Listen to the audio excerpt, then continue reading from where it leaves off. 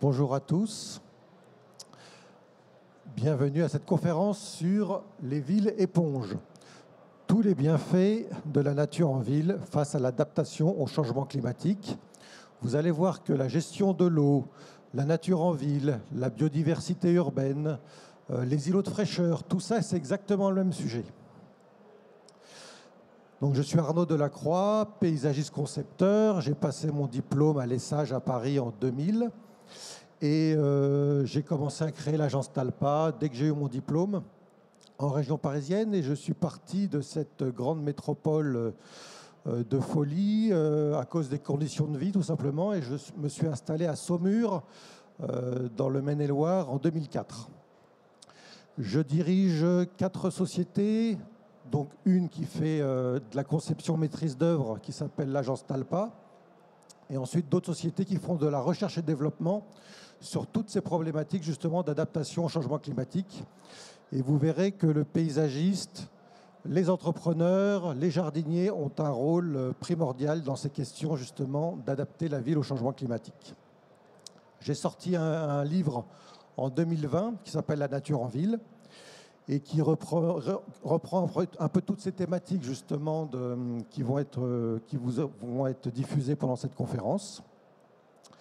J'ai mis au point pas mal de procédés qui sont développés par des industriels par la suite. Donc Premier Tech en Maine-et-Loire, Novaflore, Alégina en Vendée.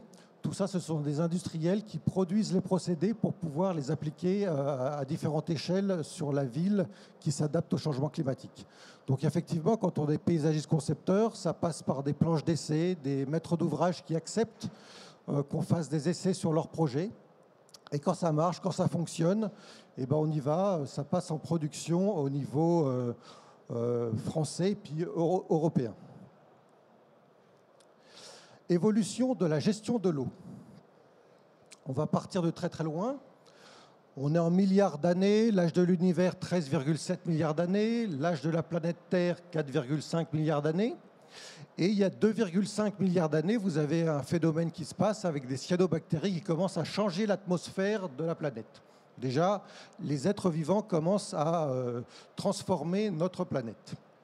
On est en milliards d'années, on va passer en millions d'années. Il y a une très grosse différence entre les milliards et les millions. 1 million de secondes, ça dure 11 jours. 1 milliard de secondes, ça dure 33 années. Vous voyez que l'échelle n'est pas du tout la même.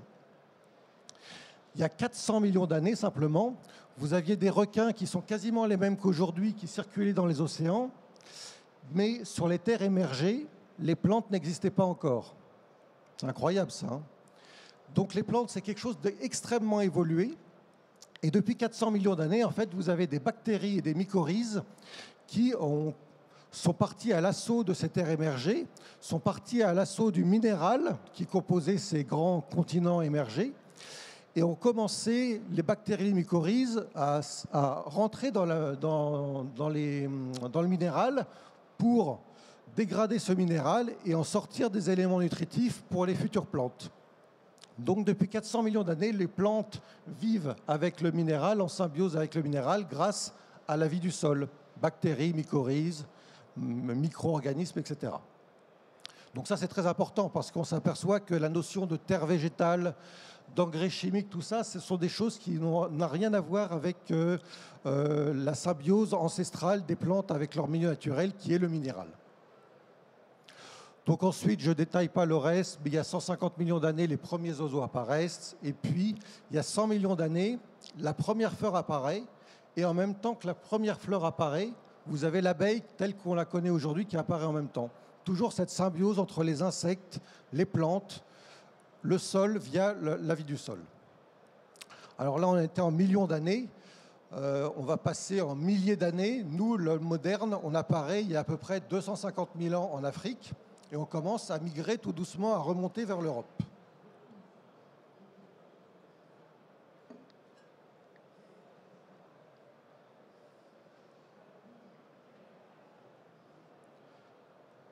Donc dans ces paysages africains, vous aviez ces populations qui remontaient du centre de l'Afrique et qui passaient là, pour le coup, dans une partie de la Tunisie qui s'appelle El Guettard, et un archéologue français a découvert au XIXe siècle le premier hommage que l'homme a rendu à la nature. C'était un petit temple à proximité d'une source. On voit bien que depuis la nuit du temps, l'homme s'intéresse beaucoup à l'eau pour une question de survie tout simplement. Et la première fois qu'il rend cet hommage à la nature, il le fait à côté d'une source avec un petit monticule de pierre à cet endroit-là. Un petit monticule qui est daté d'il y a 40 000 ans, première trace de religion, d'offrande à la nature qu'on a sur la planète Terre. On est toujours à El Guettard, exactement dans le même paysage. On est des milliers d'années après. Et là, l'homme, il y a 1000 ans, 2000 ans, 3000 ans, personne ne sait dater précisément ce type d'ouvrage, mais il commence à creuser des galeries souterraines pour capter l'eau des nappes phréatiques et des sources au pied de la montagne. Et via ces tunnels enterrés, alors là, vous avez l'ouverture des puits qui fait une dizaine de mètres de large. Vous avez 28 lignes de puits comme ça qui emmènent l'eau vers la création d'une oasis en plein milieu du désert aride. Donc, système extrêmement efficace, puisque vous avez 300 hectares de production agricole en plein milieu d'un désert et qui faisait vivre plusieurs milliers d'habitants, jusqu'à 20 000 habitants dans les années 50. Bien sûr, avec du commerce, on échangeait les légumes, les dattes, les palmes, etc., des palmiers, pour les changer contre du sel, d'autres ingrédients pour pouvoir vivre sur place. Dans cette oasis d'El Guettard, vous avez 4 étages. Premier étage au niveau du sol, tout ce qui est céréales, légumes, etc. Deuxième étage, le bétail, le petit élevage là, qui circule au milieu de tout ça, qui se nourrit des délaissés. Ensuite, les arbres fruitiers. Troisième étage, les pistachiers, les grenadiers, etc. Et le dernier étage, la strate ultime, ce sont des palmiers, dattiers pour manger les dattes, bien évidemment. Avec les palmes, on peut faire des clôtures, plein de choses, des paniers, et puis du bois pour se chauffer et cuisiner, et du bois de construction. Donc depuis la nuit des temps, encore une fois, dès qu'on est dans un milieu hostile, et vous voyez là où je veux en venir, dès que les températures sont assez fortes, on se protège du soleil avec de la végétation et on peut cultiver au pied, tout en maîtrisant bien sûr le cycle de l'eau et en ayant une gestion alternative des eaux de pluie et des nappes phréatiques vraiment extrêmement poussée et intéressante. Aujourd'hui, l'homme moderne appellerait ça la permaculture ou la forêt jardinée. En fait, depuis la nuit des temps, on a essayé d'optimiser au maximum notre agriculture pour être le plus efficace possible, tout en étant bien sûr basé sur des équilibres naturels. Donc l'agriculture a continué à évoluer sur l'ensemble de la planète, plus particulièrement en Europe, France, Allemagne, Angleterre, où les techniques agricoles jusqu'au XIXe siècle sont devenues vraiment extrêmement abouties. Et on avait bien compris qu'à cette époque-là, que travailler en bonne intelligence avec la vie du sol, avec des équilibres écologiques, c'était beaucoup plus intéressant que de faire autre chose. La seule chose aussi qu'on a inventée en l'an 1000, c'est la charrue. C'est à cette époque-là qu'on a commencé à abîmer la vie du sol. Donc on a compensé en apportant de la matière organique systématiquement, du fumier, pour pouvoir augmenter les rendements. Mais une fois qu'on a déstructuré le sol, on a commencé à inventer l'érosion. C'est l'homme qui a inventé l'érosion au niveau, surtout en Europe, à cette époque-là. Les bocagères, qui semblent être des choses ancestrales qui ont toujours fait partie de l'agriculture, en fait, ce sont des éléments extrêmement modernes de l'agriculture qui sont apparus en France, en Angleterre et en Allemagne, surtout à la fin du 19e siècle, voire début du 20e siècle. Voilà, on est arrivé à quelque chose d'extrêmement performant, avec des variétés de légumes et de fruits partout dans les villages de France et d'Europe, extrêmement pointus, extrêmement présents localement, adaptés au microclimat local. Et d'un revers de la main, on a mis tout ça en l'air à partir du 20e siècle. Je fais juste une petite parenthèse sur cette histoire de permaculture, parce que tout le monde en parle de ça. On s'aperçoit qu'il y a un ouvrage qui a été créé dans la première partie du 19e siècle, qui est un ouvrage qui a été écrit en France sur la culture maraîchère des abords de la ville de Paris. C'était à cette époque-là, au niveau mondial, l'ouvrage de référence sur une sorte de permaculture urbaine, comment optimiser au maximum son agriculture sur des petites surfaces pour pouvoir nourrir une population grandissante de la ville de Paris. Au niveau mondial, ce livre a été diffusé partout. Donc si vous voulez, tous les Australiens, les Japonais, les Américains qui ont mis au point le concept de permaculture à la fin des années 70-80, en fait, sont tous partis de ce livre-là. Ils le disent tous d'ailleurs.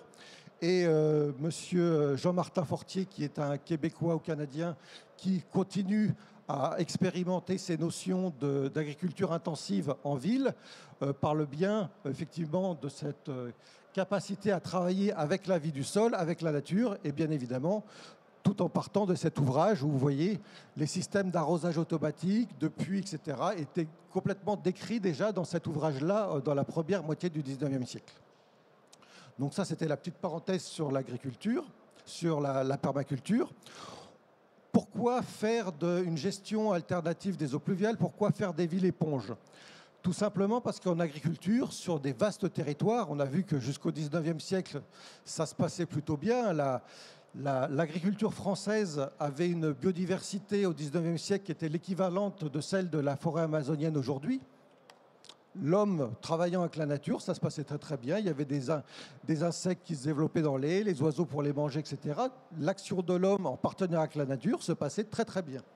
Mais il y a un moment, dans les années 50, alors ça je l'explique dans d'autres conférences sur l'évolution de l'agriculture sur notre territoire et du coup qui a envahi le reste du monde. Et ben, si on prend l'exemple de la gestion de l'eau, vous avez effectivement, on retourne le sol, on a vu qu'on invente l'érosion, on retourne le sol, on tue la vie du sol. Comme on a du mal à gérer l'eau, on met des drains sous les champs pour pouvoir évacuer l'eau le plus vite possible. Et puis, tous ces drains envoient tous les pesticides et les engrais chimiques le plus rapidement possible vers les rivières. C'est comme ça qu'au bout du compte, non seulement vous détruisez la vie dans les champs agricoles, mais au bout du compte, dans les ruisseaux et les rivières, vous avez une destruction aussi de cette vie aquatique. Là, c'est une photo qui ne se passe pas en Chine ou au Brésil, hein, c'est bien en France, c'est dans l'Indre-et-Loire. Vous avez vu qu'en photo aérienne, il y a, depuis une vingtaine, trentaine d'années, on a réussi à faire disparaître de notre paysage des cours d'eau à cause des pratiques agricoles qui ont permis justement ce genre de choses. Donc maintenant, ce petit cours d'eau est intégré au système agricole. Au bout du compte, quand toute cette eau chargée en pesticides et en engrais chimiques, vous avez le résultat sous les yeux. Ces fameuses cyanobactéries qui se sont développées il y a 2,5 milliards d'années pour changer l'atmosphère terrestre et apporter plus d'oxygène aux futurs êtres vivants, finalement, ces cyanobactéries se redéveloppent à nouveau avec la chaleur du soleil et le réchauffement climatique pour créer cette espèce de soupe chimique qui, en se décomposant, dégage un gaz neurotoxique qui vient flinguer le petit chien qui viendrait se baigner là-dedans. Vous avez tous entendu parler des chiens qui viennent se baigner dans un cours d'eau et 2 heures après, ils sont rectifiés. Mais c'est pareil pour le renard, pour le chevreuil, évidemment, puisque c'est un gaz neurotoxique. Il n'y a pas que les chiens qui sont sensibles à ce genre de choses. Et le problème des algues vertes en Bretagne, avec des vrais décès, par contre, d'humains, c'est exactement le même phénomène. Mais ça se passe partout en France, dans tous les cours d'eau. Regardez une petite rivière du Maine-et-Loire telle qu'elle était auparavant. Là, je pense qu'on est en 1900, avec toute cette activité autour. Regardez ce qu'elle est devenue. Alors on se dit c'est plus boisé, c'est mieux, c'est pas mal ça pour l'adaptation au changement climatique. C'est vrai que planter des arbres c'est bien, mais regardez surtout la couleur de l'eau. Quand je parlais de la destruction de la destruction de la vie du sol et surtout de l'apparition de l'érosion à partir de l'an 1000, et vous avez depuis l'an 1000, à chaque précipitation, à chaque orage, vous avez toute la structure des sols qui s'en va, puisque vous avez une liaison argilo-humique qui est faite par la vie du sol, entre l'humus du sol, la matière organique et l'argile, qui permet de faire en sorte que le sol se tient. Ce qui est exploité justement en agriculture biologique, en permaculture, etc. On travaille sur ces notions-là de vie du sol, cette liaison argilo-humique. Mais en agriculture conventionnelle ou intensive ou agro-industrielle, on détruit cette liaison et du coup, tous les sols s'en vont à la mer.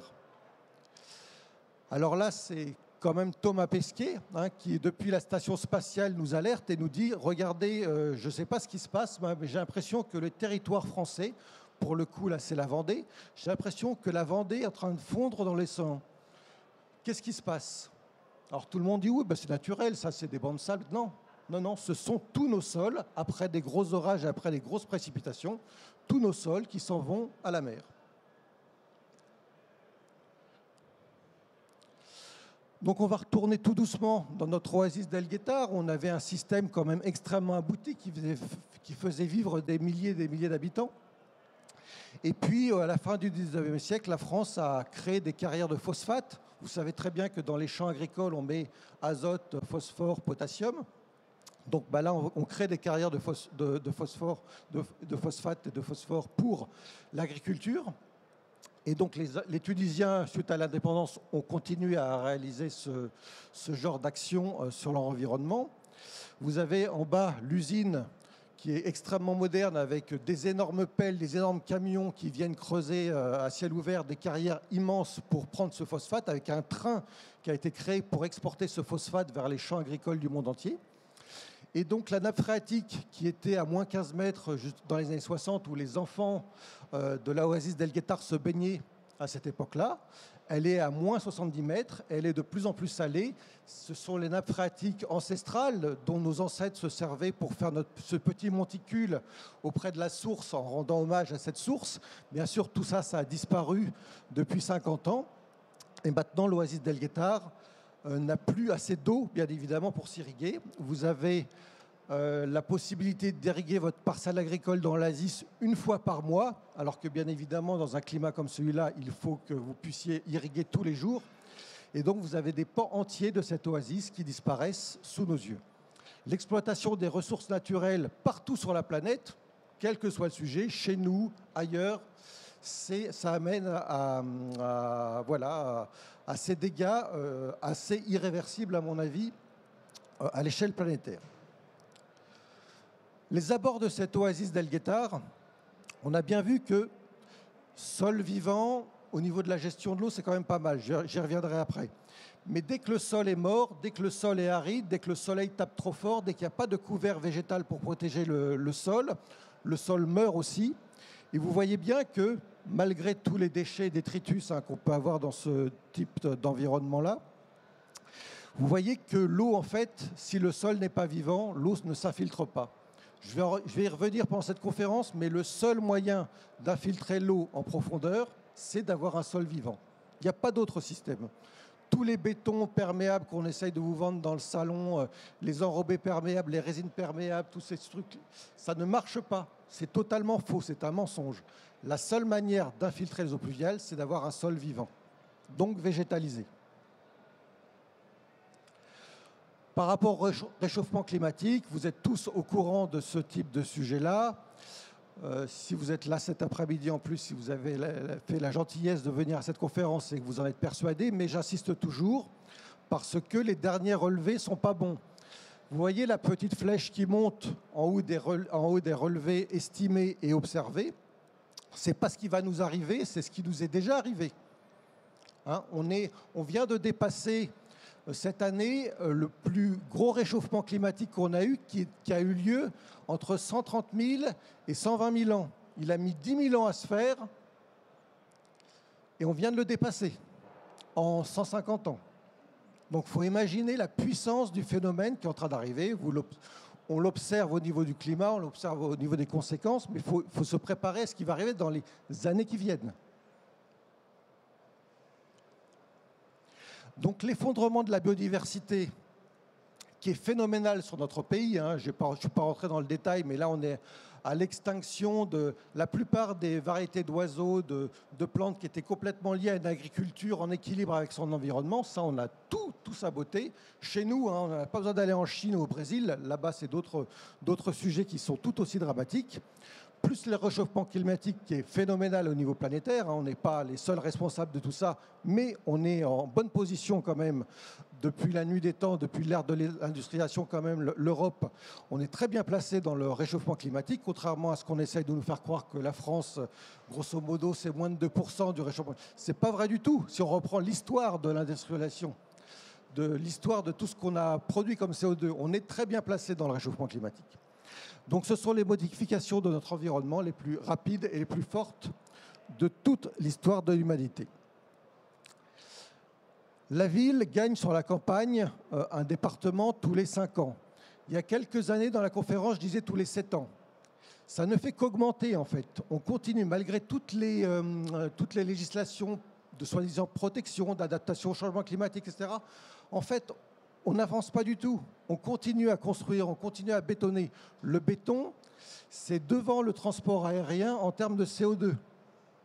Alors, avant de vous poser la question de ne pas prendre l'avion pour aller visiter un pays, découvrir de nouvelles cultures, si vous avez des trottoirs dans votre ville qui sont entièrement bétonnés, vous habitez dans un immeuble en béton, je veux dire, on n'a pas fait le job à votre place, quoi. Et voilà, faut peser le pour et le contre. Le béton, c'est dramatique. Dès que vous utilisez du béton dans un projet, c'est dramatique. Et là, vous voyez un exemple, justement, un petit encadré, des gens qui font des terrasses végétalisées à Nanterre. Hein, c'est les tours de la Défense. Là, ils sont tous très fiers et ils ont utilisé 8000 m3 de polystyrène quand même pour faire leur jardin suspendu.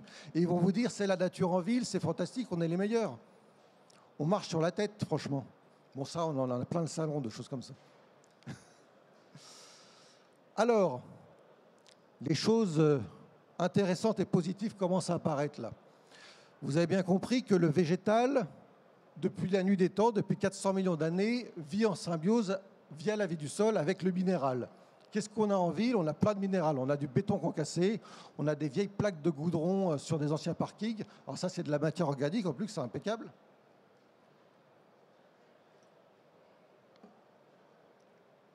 Donc on va pouvoir recycler la ville sur la ville. On a le minéral dans la ville. Il suffit d'avoir une petite potion magique de vie du sol et hop, on plante. Et la vie du sol, ça se concentre sur les premiers centimètres de la croûte terrestre. C'est quelques centimètres. Ça ne sert à rien de faire des fosses de plantation de 3 mètres de profondeur avec de la terre végétale qu'on importe avec des camions de la campagne envoisinante, gorgés de pesticides et d'engrais chimiques. Non, on a du minéral en ville, il nous faut de la vie du sol et on y va, on plante là-dedans. Donc voilà, en misant sur les sols vivants en ville, on obtient l'infiltration des eaux pluviales. Je le redis encore une fois, c'est le seul moyen d'infiltrer les eaux pluviales, tout simplement parce que les mycorhizes, qui sont des petits champignons microscopiques, filamenteux, qui vivent en symbiose avec les racines des plantes, en fait, ce sont des filaments qui sont capables de rentrer dans le minéral pour prendre des éléments nutritifs pour les donner à manger aux plantes, mais aussi vont être capables d'enfoncer l'eau en profondeur sur des mètres et des mètres de profondeur pour emmener l'eau à la nappe phréatique dans n'importe quel revêtement. Je vais vous montrer après pourquoi. Et surtout, donc, vous voyez ce petit caniveau là qu'on a fait dans un projet de boulevard écologique à côté de Nantes. Ce petit caniveau végétalisé suffit à infiltrer quasiment la totalité des eaux pluviales de la voirie et du trottoir à côté. Cette petite surface suffit à infiltrer tout ça. Ça va à la nappe phréatique et en cas de forte chaleur, ça remonte aux plantes. Il y a un signal qui se crée. Hein. Les plantes disent « il fait trop chaud là-haut, on a besoin d'eau pour pouvoir résister à la chaleur ». C'est vachement bien fait, la nature, quand même. Et ces mycorhizes qui avaient envoyé l'eau une semaine, 15 jours, un mois auparavant dans la nappe phréatique, font remonter l'eau sur des mètres et des mètres de profondeur via les racines des plantes. Et ensuite, au niveau du feuillage, vous avez de l'évapotranspiration qui crée un microclimat qui fait descendre les températures autour des plantes. Et nous, on est vachement intéressés par ça. Parce que, en réalité, sur le goudron noir, là, c'était température ambiante 37-38 degrés, il y a 2 ans. Le goudron noir, 54 degrés, couleur noire forcément, la chaleur, ça emmagasine. Là, c'est pas vivable. Le béton désactivé, dramatique en termes de CO2, ça participe au réchauffement climatique. Déjà, la couleur change, on gagne 10 degrés. Juste à côté, au pied d'un arbre, alors bien sûr, il y a l'ombre du feuillage, mais il y a aussi toute cette évapotranspiration qui crée ce microclimat autour de l'arbre. Là, on est à 29 degrés. Il fait 38 degrés, on est à 29 degrés. Donc là, on survit. De l'autre côté, on meurt. Donc si vous avez une ville entièrement minérale avec ces éléments-là, ben, on va tous crever. C'est d'ailleurs ce qui se passe dans les grandes métropoles l'été. Hein, c'est invivable. Et ça va être de pire en pire. Et par contre, si on fait la nature en ville, si on fait les villes éponges, eh ben on aura ce cycle de l'eau avec cette baisse des températures pour pouvoir survivre dans la ville de demain. Ce qui permet de créer des îlots de fraîcheur. Alors ça peut être sympa avec des petites fleurs et tout. Les fleurs qui sont très bien pour la biodiversité, hein, par rapport aux insectes pollinisateurs. Il faut y fleurir nos villages, il faut qu'on ait du feuillage, il faut qu'on ait des arbres, des joints végétalisés au milieu des pavés, etc. Il faut qu'on soit le plus végétal possible, végétalisé à outrance pour pouvoir s'adapter au changement climatique. Donc création d'îlots de fraîcheur, et le monsieur, là, pendant une canicule, peut envoyer un SMS à sa maîtresse sans aucun problème. Ce n'est pas parce qu'il est sous un toit en ardoise, c'est tout simplement parce que toute cette végétation autour de lui permet de descendre vraiment les températures et créer un îlot de fraîcheur. Ensuite, avec cette vie du sol, eh ben, on purifie l'air, bien évidemment. Toutes ces plantes hein, qui purifient l'air. Tout ça, ce sont des images que vous avez en ville. Hein. Là, c'est un exemple de place de stationnement avec un procédé qu'on a mis au point avec Premier Tech et Novaflore qui s'appelle chaussée végétale. C'est une place de stationnement en ville. Laissons tomber les feuilles mortes au sol parce que tout ça, c'est dans un environnement extrêmement vert. Ces feuilles vont venir toucher le sol vivant, vont être intégrées au sol vivant, digérées par le sol vivant et vous stockez le carbone dans le sol. Donc, un sol vivant stocke le carbone. Vous voyez, toutes nos problématiques de transition écologique, d'adaptation, en fait, elles sont contenues à 100% dans les sols vivants. Et on va continuer là-dessus, puisque bien évidemment, un sol vivant permet d'avoir la première brique de la biodiversité. 30 à 40% de la biodiversité mondiale est déjà contenue dans les sols vivants, dans les sols, tout simplement. Toutes ces bactéries, ces mycorhizes, ces vers de terre, etc., toute cette microfaune, c'est déjà une énorme partie de la biodiversité mondiale. Si vous avez un parking en enrobé-noir ou un trottoir en béton désactivé, vous avez zéro biodiversité. Si vous avez une place de stationnement avec un sol vivant, vous avez déjà une grande partie de cette biodiversité qui permet à des insectes de venir butiner dans les petites pâquerettes, les machins trucs, d'avoir des petits mulots qui circulent, des oiseaux qui viennent manger tout ça, et on commence à avoir vraiment la biodiversité qui peut... D'ailleurs, la ville est devenue le dernier refuge de la biodiversité. Hein, on ne l'a plus du tout en secteur agricole intensif, bien évidemment, et ce sont les jardins de particuliers ou les espaces naturels en ville qui sont le dernier refuge de la biodiversité en France, en milieu urbain. Et puis finalement, on le sait bien aussi, les études le démontrent de plus en plus, la biodiversité, enfin les sols vivants en ville, c'est une meilleure santé pour les habitants. Et ça, on montre que c'est très important, puisque c'est 30% de dépression en moins, 30% de mal de dos en moins, etc., dans les villes qui sont plus vertes que les autres. Donc on a tout intérêt à miser là-dessus. Et pour le dernier élu qui n'est pas convaincu par tout ce que je viens de vous montrer, bien évidemment, valorisation du patrimoine et du cadre de vie des habitants. Alors là, c'est très mignon, hein, mais toutes ces fleurs qui sont assez sympathiques, finalement, ça, c'est Fontevraud-l'Abbaye. Tout ce cadre de vie assez sympathique, et ce sont les habitants, en plus, qui entretiennent de gens chez eux, qui participent à leur vie de leur village, etc., la mise en valeur de tout ça. Et bien, en fait, toutes ces fleurs, même si ce sont des végétaux horticoles, et ben, c'est les dernières fleurs que vont trouver les abeilles ou les insectes pollinisateurs pour pouvoir survivre, tout simplement. Si vous n'avez pas ça, si vous avez une façade nue avec un trottoir en béton, vous perdez tout ça, vous n'avez plus ce refuge pour la biodiversité.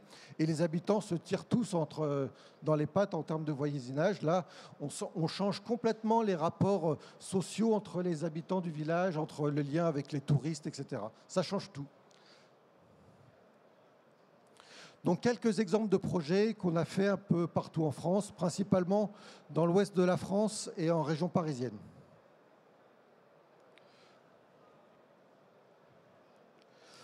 Donc on va démarrer par Fontevraud-l'Abbaye, qui est un petit village touristique tel qu'il était auparavant. Donc voilà, des rues telles qu'on en a dans tous les villages de France, hein, malheureusement, du goudron de façade à façade, des bordures en ciment qui guident l'eau. Hein. Tous nos projets de gestion d'eau pluviale en ville, ça a toujours resté ce système-là. Donc on concentre tout dans des caniveaux le long de bordures en béton et on envoie ça dans des tuyaux qui accélèrent le rythme de l'eau. Au passage, on concentre les pollutions de l'eau et on les envoie dans les ruisseaux et les rivières. Et ça crée des inondations et des rivières polluées, en plus des apports agricoles dans tout ce qui est rivières, fleuves, etc.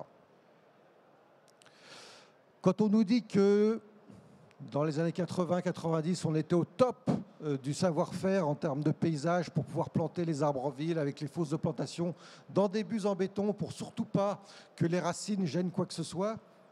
Et finalement, l'enrobé-noir, c'est pas cher, ça va bien, c'est du définitif, c'est du sérieux, c'est sans entretien. Regardez comment ça devient quelques dizaines d'années après. C'est faux, c'est des choses qui se détériorent comme le reste. Et finalement, quand on arrive à des résultats comme ça, vous n'êtes plus PMR, vous êtes plus beau. Puis finalement, l'arbre finit par crever dans son environnement. Vous voyez bien à gauche de l'image, là, il y a déjà un arbre qui a été coupé parce qu'il n'a pas pu survivre dans sa buse en béton. Donc voilà le même endroit quelques mois ou quelques années après. On travaille toujours sur la même notion d'étage, hein, comme dans l'Oasis. On essaye d'envoyer des rosiers lianes à l'assaut des houppiers. Et puis finalement, les voitures se garent au milieu de tout ça. Il n'y a pas de place de stationnement enlevée, mais par contre, dans un environnement beaucoup plus adapté au changement climatique.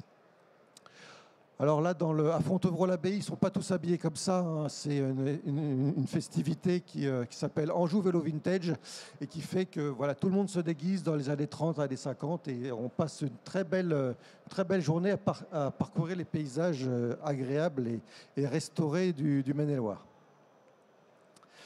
Donc la partie inférieure de ce boulevard-là, qu'on a fait dernièrement, on l'a passé avec ces techniques alternatives. Joint des pavés végétalisés, le petit abribus biosourcé avec une toiture végétalisée, la chaussée végétale sur les trottoirs pour les stationnements et pour la circulation des piétons. Et finalement, on s'aperçoit que c'est des choses qui vivent très très bien comme ça. La voirie, on l'a simplement resurfacée, mais on ne l'a pas entièrement pétée et refaite à neuf, simplement resurfacée, et on gère les eaux pluviales sur les abords dans des espaces du coup qui sont très importants et qui permettent d'infiltrer les eaux pluviales. Sachant que un sol vivant et végétalisé est extrêmement performant pour infiltrer les eaux pluviales. On n'a plus besoin d'avoir des avaloirs, des tuyaux, des choses comme ça. Tout est infiltré et on commence à voir apparaître des trames brunes, les trames brunes de sol vivant. Vous connaissez les trames vertes, les trames bleues, mais les trames brunes, c'est composé vraiment de la liaison entre les fosses de plantation, entre les différentes zones, composées de sol vivant. Et finalement, toutes les racines des arbres, les racines des petites plantes, les mycorhizes vont circuler, vont s'échanger des signaux partout dans cette trame brune et vont permettre à l'ensemble du site de vivre de manière autonome et en permettant de descendre les températures, d'infiltrer l'eau, etc., etc. Alors là, je vais vous décortiquer un petit projet qui est étonnant. Vous allez voir pourquoi. C'était une ancienne école. On a été capable de créer dans les années 50, mais on l'a fait bien pire depuis, à mon avis. C'est des écoles tout en béton avec des cours en goudron. Là, heureusement, il y avait quelques arbres quand même qu'on a conservés. En tout cas, on a élevé nos enfants sur ce type d'environnement. On est tous passés par là.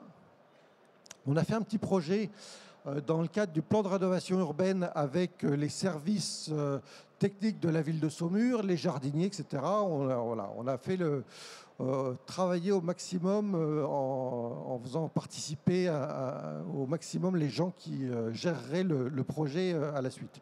Et puis une nouvelle école a été créée juste à côté. Donc voilà, on détruit l'ancienne école, elle est désaffectée, la nouvelle école est construite juste à côté, et finalement 7500 mètres carrés de sites martyrisés par l'occupation de cette école pendant des décennies, donc un sol qui était mort, qui n'était pas vivant.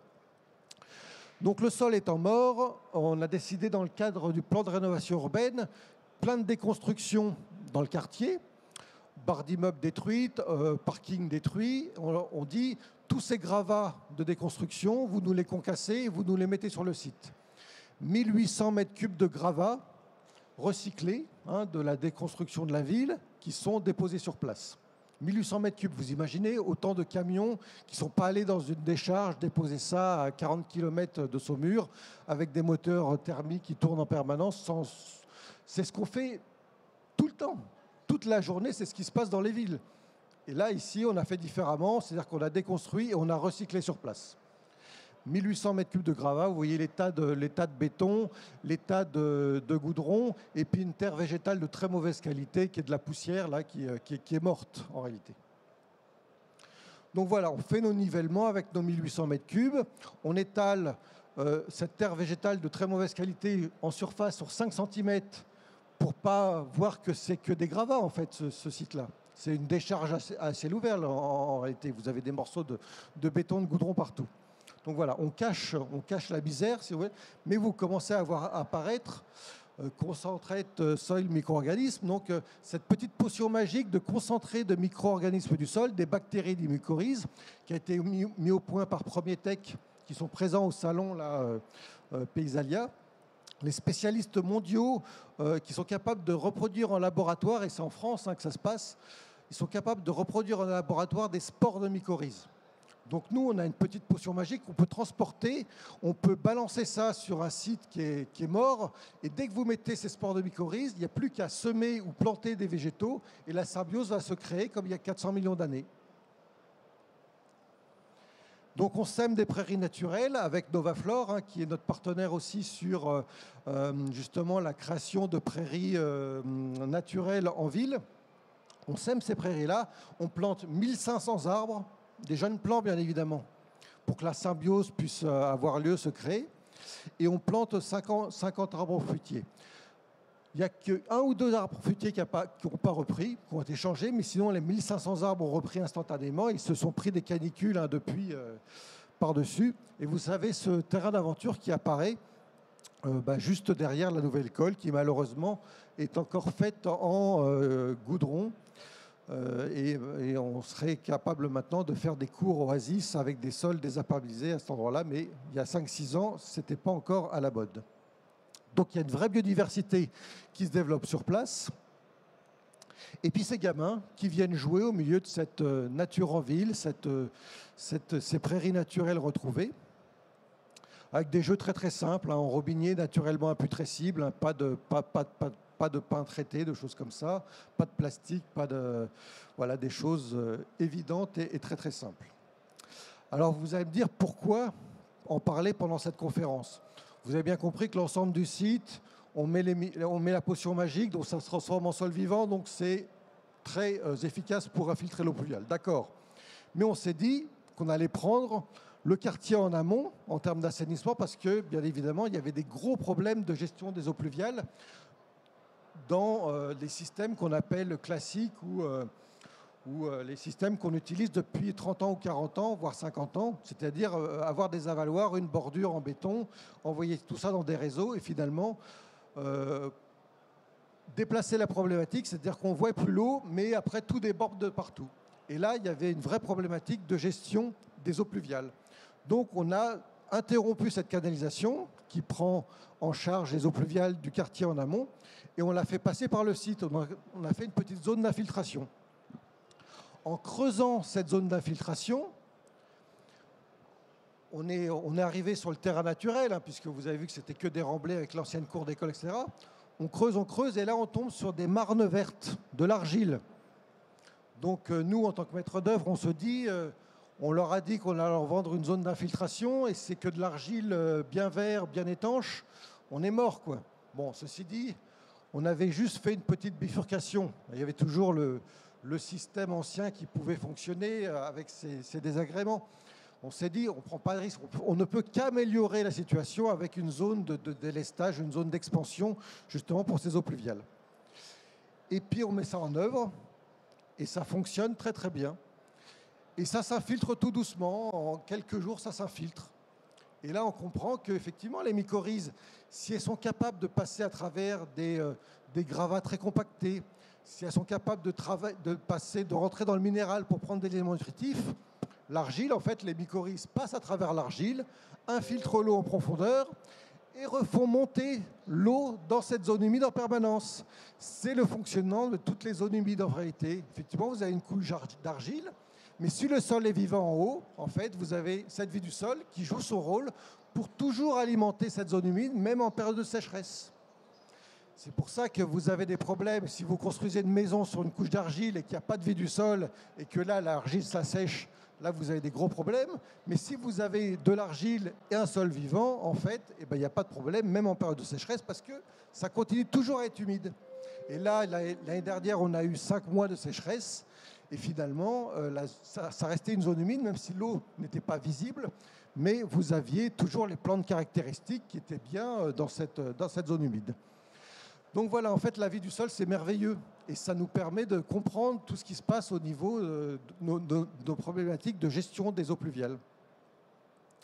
Donc, quand les bureaux d'études techniques vous disent « vous avez de l'argile, donc vous ne pouvez pas infiltrer », c'est totalement faux. C'est totalement faux. Alors, bon, je ne suis pas le seul à le dire parce que je fais des conférences pour l'Agence internationale de l'eau qui est située à Limoges. Donc, toutes ces problématiques-là, ceux-là les connaissent. Les ingénieurs les connaissent, les agences de l'eau, tout ça, ils ont bien compris ces phénomènes-là, mais dans le grand public et surtout dans les bureaux d'études techniques, ils en sont très très loin d'avoir saisi ces notions-là. C'est vraiment le paysagiste, les jardiniers, les entreprises de paysage, une fois que vous avez compris ça, qui pouvaient faire le lien avec tous ces techniciens qui continuent à mettre du béton partout, ou des tuyaux, ou des bassins de rétention, parce qu'ils n'ont rien compris au cycle de l'eau et aux techniques alternatives de gestion des eaux pluviales. Ça change totalement. Donc la ville éponge, en fait, c'est oublier ces techniques qui sont complètement dépassées, qui sont basées sur des abacs des années 70 et qui ne fonctionnent pas. On sait très bien que tous nos réseaux débordent, on concentre les pollutions, que c'est une véritable catastrophe. Et changer ces techniques-là avec des paysages faits de prairies fleuries. En plus, c'est bon pour la biodiversité, pour les insectes pollinisateurs, etc. En fait, toutes les facettes de la transition écologique sont contenues dans ces solutions de la ville éponge. Donc voilà, ce n'est pas désagréable. En plus, cet ouvrage extrêmement technique d'infiltration des eaux pluviales, ce n'est pas désagréable et ça permet aux enfants de découvrir la biodiversité et de s'amuser en parcourant ce terrain d'aventure. Regardez la ville de Saumur, là, elle est très douée quand même, hein, puisque à droite, elle a fait son propre projet. Donc voilà exactement ce qu'il ne faut pas faire, c'est-à-dire une bordure haute qui empêche l'eau d'aller irriguer les arbres. Voilà l'aberration technique, mettre des bordures autour des arbres pour pas que l'eau de ruissellement puisse aller irriguer la fosse de plantation. C'est une aberration totale. Et de l'autre côté, le jardin, le terrain d'aventure du Clos Coutard, qui lui est une véritable éponge et qui fonctionne bien et qui reprend tout le quartier en amont. Donc voilà les ambiances de ce parc-là. Et puis, il y a 2 ans, il y a eu partout en Europe les premiers chutes d'eau assez importantes, très concentrées, avec des taux de précipitation très très forts. Et finalement, la ville, quelques minutes ou quelques heures après l'orage, était complètement à la ramasse avec ces techniques anciennes de gestion des eaux pluviales. Et finalement, cette zone d'infiltration du Clos Coutard était prise à peu près au tiers. Donc on aurait pu prendre un événement pluvial 3 fois plus important, sans aucun souci sur le site. Voilà.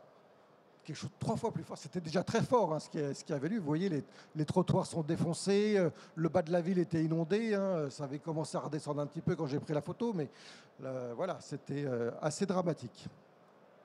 Un exemple de parking en zone humide. Donc ils avaient étalé du goudron partout, la nappe phréatique remontait, les plaques de goudron se soulevaient et ça devenait impraticable. Voilà un aménagement 100% naturel. Vous allez me dire, oui, mais tu as mis des petites bordures en béton. Là, non, c'est un chevron de robinier. Hein, c'est des chevrons de bois naturellement imputrescibles. C'est un projet qui a 12 ans maintenant et les chevrons sont toujours là, ça ne bouge pas. Alors là, si vous m'avez écouté, vous comprenez que ici, c'est une grave compactée. Pas de sol vivant, il n'y a pas de végétation, donc ça n'est pas du tout perméable. Ici, c'est exactement la même chose. Ça, c'est exactement la même chose que là. Même épaisseur, même compactage, même granulométrie. Potion magique du vie du sol, plus petit semis adapté produit par Novaflore. et vous avez là un système qui est extrêmement perméable. Et donc vous voyez bien aussi que quand les feuilles à l'automne tombent sur les sols, eh ben on va arrêter de tondre en permanence tous nos paysages, on va arrêter de passer des souffleuses dans la ville éponge pour enlever les feuilles mortes, parce qu'en fait le sol vivant se nourrit de cette chute de feuilles et vient stocker le carbone dans le sol. Donc vous voyez, en plus la nature est vachement bien faite puisque le vent pousse naturellement les feuilles vers les sols vivants. Voilà, tout va bien en fait. Et vous voyez, en termes d'accessibilité, vous pouvez avoir des places handicapées sans aucun problème, avec des champignons qui poussent sur la place, à côté de la roue de la voiture. C'est assez merveilleux tout ça, et c'est extrêmement efficace. Et ça coûte moins cher qu'un enrobé noir. Quand on nous dit que l'écologie, etc., ça coûte une fortune, c'est totalement faux. Par rapport aux millions et milliards d'introductions, vous voyez bien que ce n'est pas du tout la même échelle. Il faut imaginer que notre pays a 3 000 milliards de dettes publiques. 3 000 milliards de dettes publiques. C'est des sommes... On n'a pas d'argent pour faire la transition écologique. On n'a rien du tout. Les caisses sont vides depuis longtemps. On est en dette extrême. Donc il faut faire les projets de manière la plus frugale possible. Il faut être tout doux, il ne faut pas dépenser, il faut faire avec ce qu'on a sur place, il faut recycler la ville sur la ville. Le jardin, le terrain d'aventure du Clos-Coutard, alors je ne l'ai pas dit, c'est ma modestie légendaire il a reçu d'un côté le prix européen de la gestion de l'eau en ville et de l'autre côté, au niveau national, le prix de la frugalité. Parce qu'on est à 23 € du mètre carré pour un parc public. Tout l'argent est mis dans les jeux pour enfants, en fait. C'est là qu'est le budget. Tout le reste, c'est rien du tout. C'est que du recyclage de gravats. Il y a un petit peu de potions magiques et de semis et de plantes, mais ça, c'est rien par rapport au coût des jeux pour enfants, par rapport au béton désactivé. C'est des sommes qui n'ont rien à voir. Donc, il faut faire de manière très économique, très efficace avec ce qu'on a sur place. Donc voilà, les gens ne sont pas en train de se prendre les pieds dans la boue, etc. Ils ne sont pas en train de chuter, de s'abîmer les pieds, de se tacher, etc. C'est tout à fait possible. Et en plus, là, vous avez le parking qui passe plusieurs semaines, une fois tous les 2-3 ans, sous un mètre d'eau. À la fin de la crue, l'eau descend, s'infiltre dans le parking, les voitures se garent directement. Ça fait 10 ans, 12 ans que le parking existe. Il n'y a aucun problème. Il n'y a aucun problème. Exemple de cimetière. Aussi, qui a été passé au Roundup pendant des décennies. Avant les années 80, il n'y avait pas de tondeuse pour les paysagistes. La tondeuse, c'est quelque chose d'extrêmement moderne dans l'histoire de l'entretien des paysages. La souffleuse thermique pour les feuilles mortes, ça a 10-15 ans. Le Roundup, on commence à vraiment l'appliquer systématiquement partout dans les années 80-90. Avant, tous les cimetières étaient végétalisés, jusqu'aux années 70. On a tout oublié. On a tout oublié, ces notions-là. La ville était très verte auparavant. Et c'est dans les années 70, 80, 90 où on a tout pété avec nos techniques de paysagistes, toutes ces tondeuses, ces souffleuses, ces taille-haies, tailler tous les arbustes en boule systématiquement sans se poser aucune question. Tout ça participe à l'effondrement de la biodiversité. Donc là, pour le coup, la biodiversité, elle n'était pas présente. Et vous aviez des conditions d'accueil pour les gens qui venaient rendre hommage à leurs aïeux dans le cimetière, terribles. Vous imaginez l'été, venir à cet endroit-là en plein cagnard, le revêtement ne permettait pas l'accessibilité des fauteuils roulants, ça faisait de la boue l'hiver, ça faisait de la poussière l'été, enfin une catastrophe, quoi.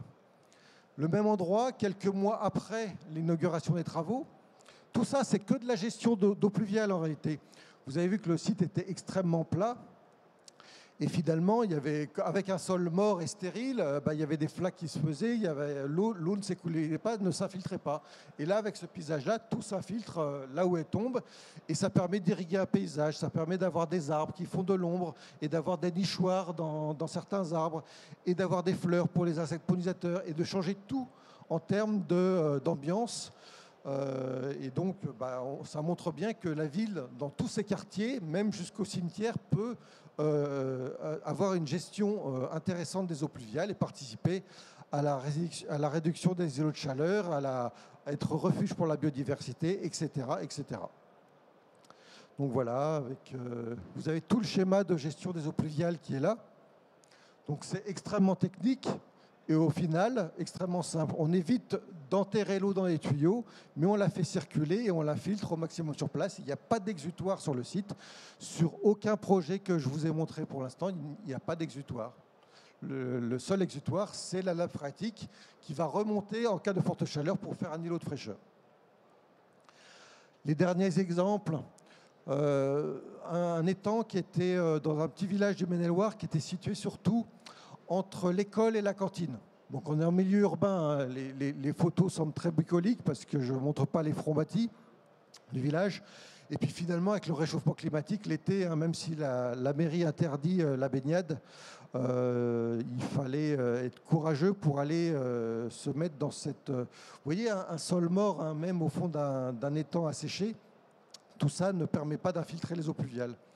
Et au final, quand il y avait de l'eau, hein, encore une fois, déstructuration des sols et l'eau qui est abîmée par l'érosion, vous aviez une hauteur de 3 mètres entre la partie haute et la partie basse, des services techniques qui tondaient ça en permanence, une petite balade tout autour de l'étang, et puis une haie de tuya taillée au taille-haie.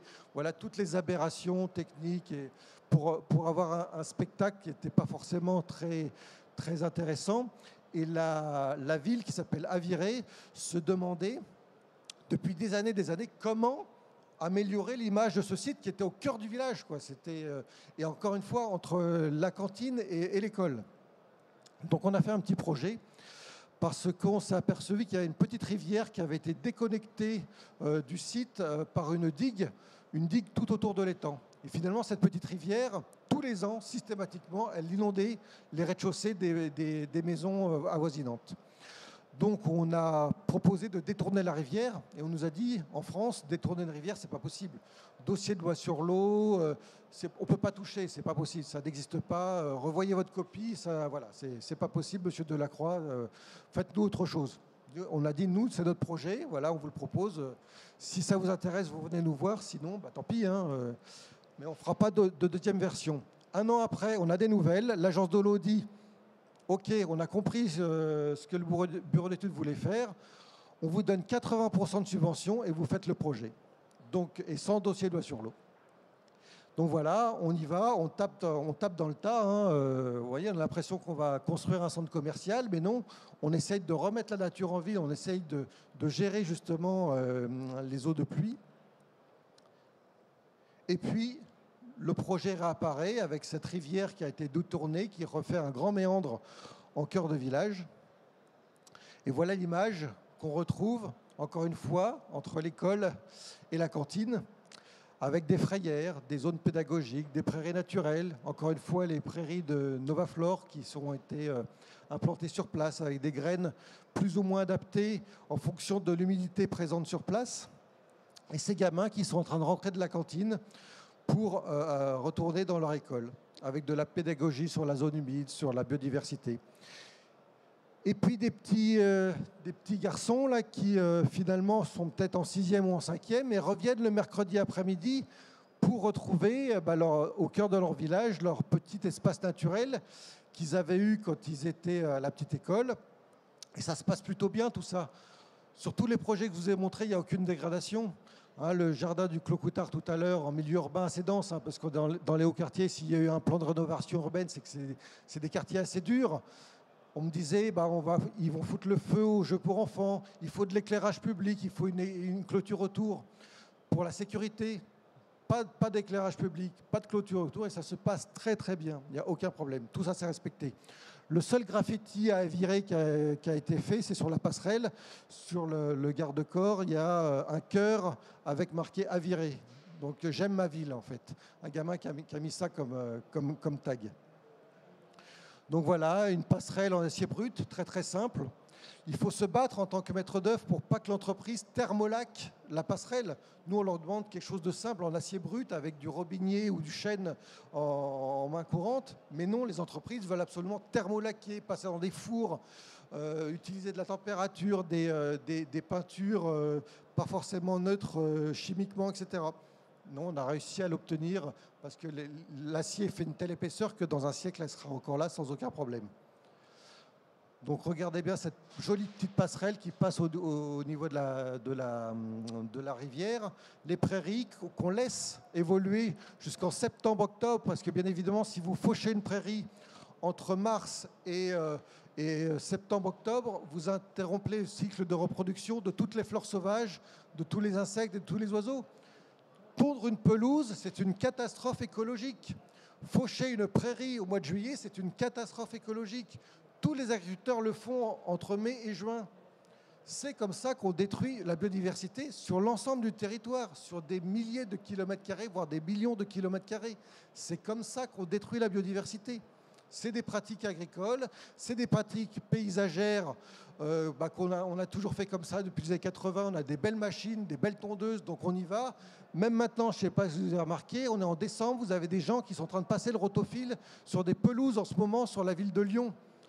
L'année dernière, au mois de janvier, il y avait des gens qui tondaient des pelouses sur la ville d'Angers, de Nantes, des villes qui sont à la pointe, en théorie, des techniques alternatives sur l'entretien des paysages.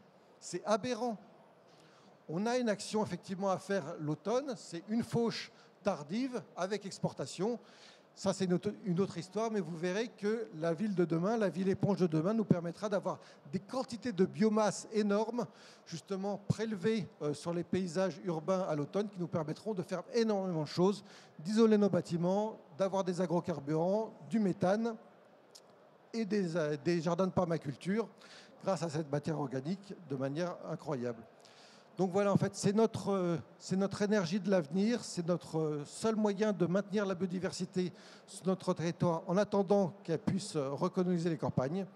Et vous voyez que ça se passe plutôt bien, toujours avec des prix dérisoires et en supprimant les problématiques qu'on avait auparavant, puisque les maisons qui étaient inondées tous les ans systématiquement ne le sont plus, parce que bien évidemment, tout ça est calé par rapport aux différents niveaux.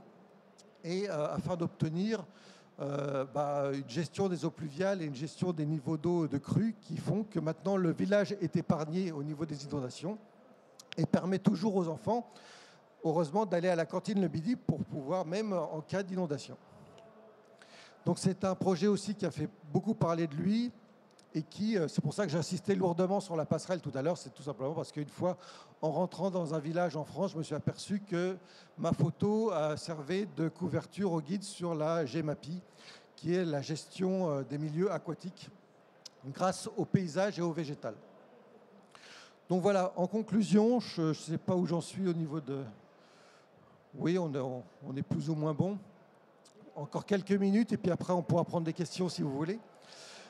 Voilà, des trames brunes sur les boulevards écologiques. Hein. Tous les trottoirs, toutes les places de stationnement sont en sol vivant et végétalisé. Vous voyez que les gens circulent là-dessus sans aucun problème. Même les boulevards en milieu urbain avec des milliers et des milliers de véhicules jour, il n'y a aucun problème. On peut avoir ces techniques alternatives pour avoir de la biodiversité en milieu urbain, sans problème. Avoir des quais de bus, voilà, à minima, qui ne coûtent pas une fortune, qui sont simples et efficaces pour décharger les enfants quand ils rentrent du collège ou au lycée, avec absence de bordure, tout sur le même niveau, plus de tuyaux, etc. Gestion efficace des eaux pluviales. Là, c'est un quai de bus en région nantaise, vous voyez. Il faut accepter, il faut que notre regard change sur ces notions-là, puisque la ville doit être verte, mais partout, dans tous les interstices, dans tout, n'importe quel quai de bus doit être végétalisé, doit participer à cette ville éponge pour permettre de s'adapter vraiment au changement climatique, quelle que soit l'échelle du territoire, que ce soit dans les petits villages ou dans les grandes villes. Il faut vraiment participer à ces techniques alternatives de gestion des eaux pluviales et à cette ville éponge. Les cours d'école, bien évidemment, hein, ça c'est un projet qui va vraiment se révéler maintenant au printemps prochain. Tout est désimperméabilisé et on recycle des éléments d'une ancienne rue piétonne de la ville qu'on réinjecte et on fait les joints végétalisés sur les surfaces pour les enfants. Donc ce qui donne des paysages. Et puis un vieil arbre qui est mort sur la ville de Blois est débité et participe à faire ces petites tables et chaises. Et vous avez voilà, l'école du dehors avec les gamins qui s'assoient là-dessus pour pouvoir faire la cour dehors quand il fait beau au printemps ou à la belle saison. Voilà, merci beaucoup pour votre attention.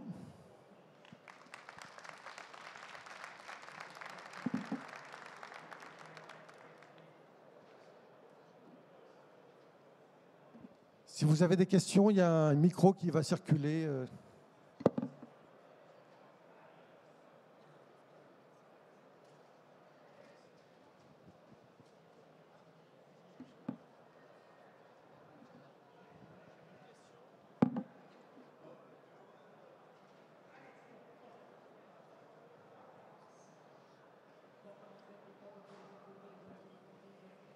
Question, ouais, bon, merci. Oui, quand vous dites le désherbage tardif en septembre, comment... Fauchage, fauchage, pardon, oui, fauchage tardif. Comment l'expliquer au pouvoir public quand on a une obligation de fauchage à cause du risque incendie, par exemple? Alors, comment vous traitez la problématique justement du risque incendie? qu'est-ce qui prend feu?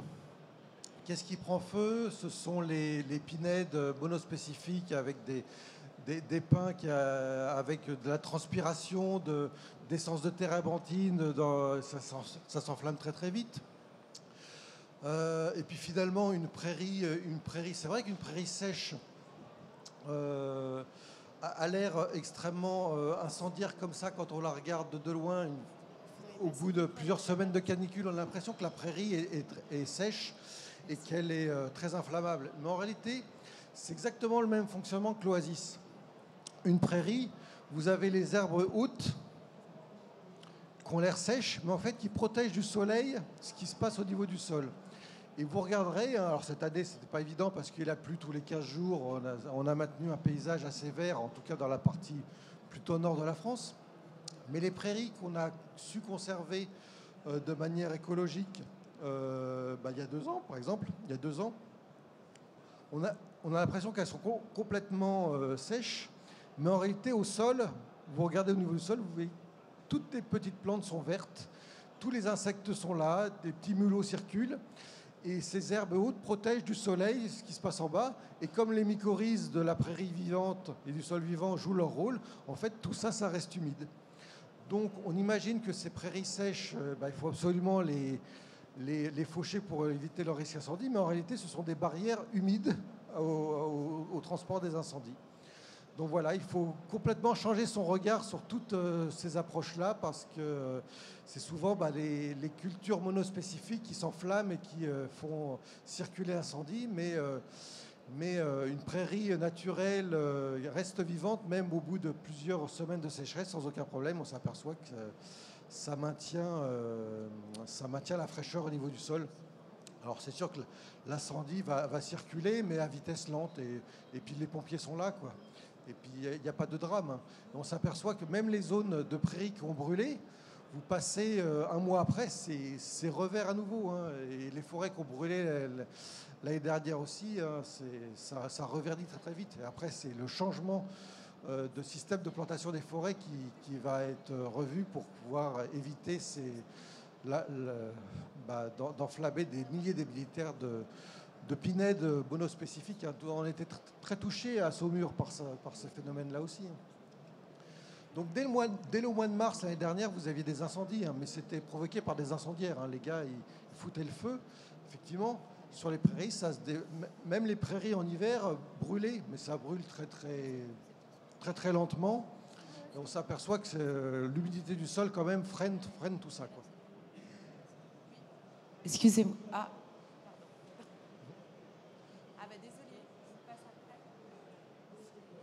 Oui, bonjour. J'étais impressionnée par vos projets, notamment le cimetière de Durtal. Je voulais savoir quelles étaient vos techniques pour végétaliser en fait ce cimetière exactement. Est-ce que vous avez apporté de la terre végétale, par exemple, notamment cette question-là? Alors, la terre. Nous, on travaille depuis une dizaine d'années en évitant d'utiliser la terre végétale. En fait, la terre végétale, c'est un tout petit ingrédient de nos fosses de plantation. C'est pour colmater un petit peu les trous entre les cailloux, etc. La plupart de nos fosses de plantation sont souvent en mélange qu'on appelle terre-pierre. Alors, un mélange terre-pierre pour faire une place de stationnement, c'est une technique qui ne fonctionne pas du tout. Ça ne marche pas du tout, ça se déstructure, c'est pas efficace. Donc à partir du moment où on a compris que c'était le minéral qui était important, plus la vie du sol, il suffit d'apporter un petit peu de terre végétale prise localement pour pouvoir faire nos mélanges, souvent 10, 20, 30% maximum de la fosse de plantation. Donc là, pour le cimetière de Durtal, vous avez effectivement ces grandes noues d'infiltration qui sont faites en mélange terre-pierre. Donc ce n'est pas des fosses de plantation au pied de l'arbre, mais c'est plutôt des grandes zones de plantation, des grandes fosses de plantation linéaires faites de sol vivant. Et dans ces fosses-là, vous avez du caillou, du gravat principalement, un petit peu de terre végétale pour lier tout ça, de très mauvaise qualité. On s'en fiche totalement de la qualité de la terre végétale. Nous, ce qui nous intéresse, c'est le minéral. Et puis finalement, la potion magique de Premier Tech qu'on va mélanger à tout ça. Et puis les semis de Novaflore, et puis les arbres de Chauviré, des pépinières, etc., qui poussent là-dedans dans cette trame brune. Donc voilà, vous avez vu Fontevraud aussi, cette végétalisation de pied de façade avec ces rosiers qui partent. Il y a de la vigne aussi, il y a des hortensiens grappants, tout ça.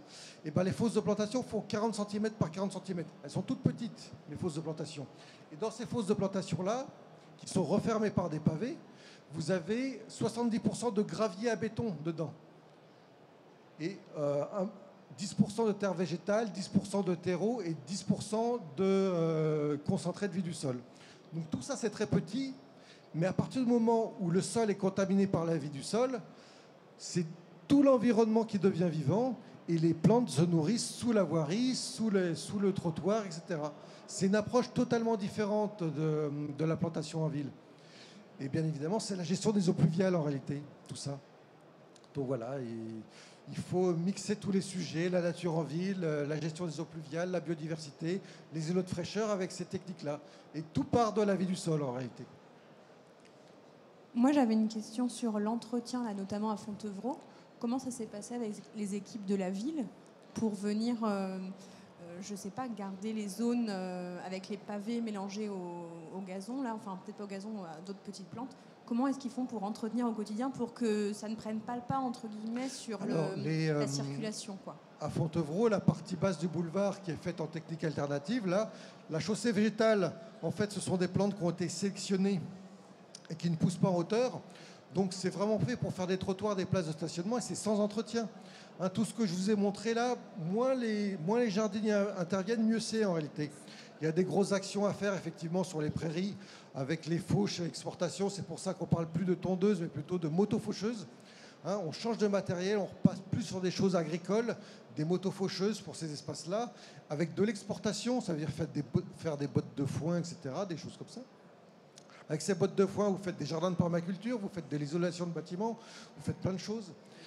Donc voilà, on change complètement l'approche des espaces verts et le jardinier observe et n'intervient que vraiment s'il y a un déséquilibre qui se crée ou intervient s'il y a une branche qui est gênante, un rosier qui vient tomber un peu trop près de la circulation des piétons. Voilà, c'est vraiment, on observe, on agit, mais on n'intervient pas systématiquement en élaguant tout, en passant tout au taille-haie sans se poser de questions.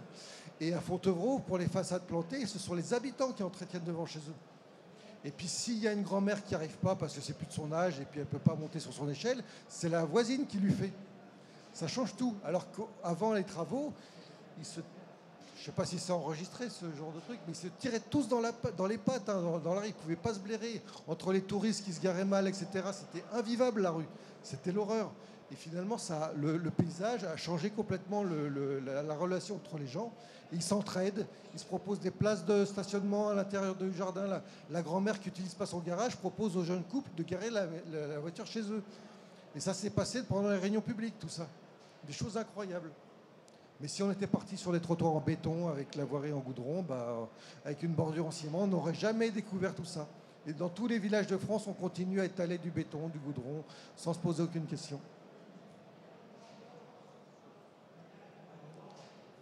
Bonjour, ici. J'aurais deux questions en fait. Premièrement, vous nous parlez de votre entre guillemets potion magique, mais quelle est entre guillemets sa composition? Et suite à ça, vous nous avez parlé d'une cour d'école que vous avez designée ou voilà.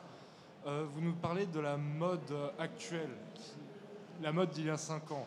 qui n'était pas très végétal et autres. Mais pourquoi n'avoir pas fait la proposition par rapport comme au cours d'eau que vous avez proposé justement, et un peu forcer la main aux écoles par rapport à une cour plus végétale? Alors, le sujet des cours Oasis, en fait, c'est un sujet qui est apparu il y a... C'est très récent, hein. C'est la ville de Paris qui a lancé ça il y a 5-6 ans, le programme Oasis. Donc il se trouve que moi je suis conseiller cours Oasis pour la ville de Paris, et donc je leur ai apporté certaines techniques alternatives justement de désimperméabilisation. Alors je ne dis pas que j'ai fait toutes les cours Oasis, j'en ai fait aucune, mais au moins j'aurais fait une partie de la conférence, j'aurais expliqué ce qu'on pouvait faire avec ce type de revêtement innovant, la chaussée végétale, pavé vert, etc. Et c'est très récent dans l'histoire justement de la désimperméabilisation, et on commence par les cours d'école, tout simplement parce que si nos gamins, nos enfants, on essaie de les reconnecter à la nature le plus tôt possible.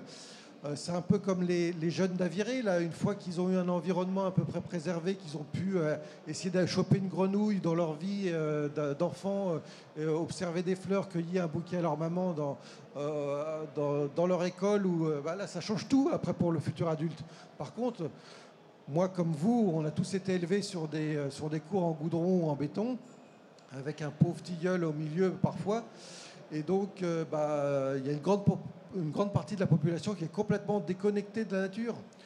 Il y a plein de professions qui sont complètement déconnectées de la nature. Il y a plein de paysagistes qui sont complètement déconnectés de la nature. Voilà, et c'est pour ça que c'est un sujet qui devient primordial. C'est effectivement les cours Oasis. Alors après, toutes les villes de France se mettent à le faire. Maintenant, même les petits villages, hein, c'est des sujets... mais c'est très récent. Hein, ça fait 1 ou 2 ans qu'on a des missions efficaces pour pouvoir vraiment faire des cours d'école d'une manière intéressante, parce que pendant les premières années, c'était tous ceux qui ont des bétons perméables ou des enrobés perméables qui arrivaient, qui disaient moi j'ai la solution, mais ça ne change rien à la problématique. Tant que le sol n'est pas vivant, on n'a pas résolu le problème. Donc voilà, maintenant qu'on commence à comprendre au niveau des agences de l'eau, parce qu'ils apportent beaucoup de subventions pour des projets-là. Une fois que tout le monde a compris que ce sont les sols vivants qui sont vraiment la principale solution pour régler ces problématiques, maintenant ça commence vraiment à arriver avec les subventions. La prise de conscience est vraiment efficace. Donc voilà, je ne sais pas si j'ai répondu à la question, mais en tout cas c'est très récent. En fait, la prise de conscience est très récente. Moi j'aurais bien aimé faire il y a 15 ans une cour d'école. Le terrain d'aventure du Clos-Coutard, qui est un petit peu une cour d'école sur le côté, là, c'est plus à la sortie de l'école que les gamins et les mamans viennent se mettre dans ce terrain-là, ce petit terrain d'aventure-là. Je l'ai décidé en 2014. Il a été inauguré en 2015. Tu vois, c'est très récent, ça fait moins de 10 ans. Et finalement, ce projet-là, qui a l'air de rien comme ça. Si on regarde ça, on voit une petite friche avec des jeux pour enfants. On se dit que c'est sympa, mais sans plus. Ça a eu le prix européen de la gestion de l'eau en ville, parce que derrière, il y a toute cette histoire de recycler la ville sur la ville, de cette potion magique de vie du sol, etc., qui transforme un espace stérile en espace vivant, qui nous apporte toutes les solutions à la transition écologique et qui ne coûte pas cher. Mais tu vois, c'est très récent. C'est très récent. C'est d'expérience en expérience. Fontevraud, par exemple, je ne sais pas si tu as vu, mais dans la rue et tous les rosiers, les pavés, à l'époque, c'est un projet qui a 12 ans maintenant, à l'époque, on n'a pas osé faire des joints végétalisés. Maintenant, on a la technique. On a la technique pour faire des trucs qui sont résistants. Vous pouvez faire rouler des camions de pompiers là-dessus, des camions 40 tonnes sans problème. On a toutes les techniques de structure de voirie, mais en plus de rendre cette structure de voirie vivante. Et là, ça change tout. Ça devient très perméable, très efficace, etc. Mais voilà, il y a 15 ans, je n'avais pas les techniques, je n'étais pas... voilà. Et c'est suite à essayer de toujours améliorer les projets. Chaussée végétale, on l'a mis au point en 2010, 2012, ça a été primé en 2015, ça a été commencé à commercialiser partout en France à partir de 2015. Mais avant ces éléments-là, tu vois, on n'avait pas d'outils. Moi, jusqu'aux années 2010, je faisais des mélanges terre-pierre des mélanges terre-pierre. Et puis auparavant, j'avais essayé d'aller à l'eau en plastique. J'avais vu que c'était une catastrophe. Tu reviens 2-3 ans après, tu as tous les bouts de plastique qui te polluent les sols. Et là, tu as plein de stands qui te vendent ça encore aujourd'hui. C'est aberrant. Pas de plastique dans le sol, pas de béton dans le sol, s'il vous plaît. Que du recyclage de la sur la ville, des structures simples, etc. Donc là, on est capable de faire des voiries à haute intensité de circulation sans aucun problème, des trottoirs avec beaucoup d'affluence, des cours d'école avec du piétinement des gamins, des terrains de sport, etc., avec du sol vivant et végétalisé, sans aucun souci. On a toutes les techniques pour le faire. Mais c'est très récent, très récent.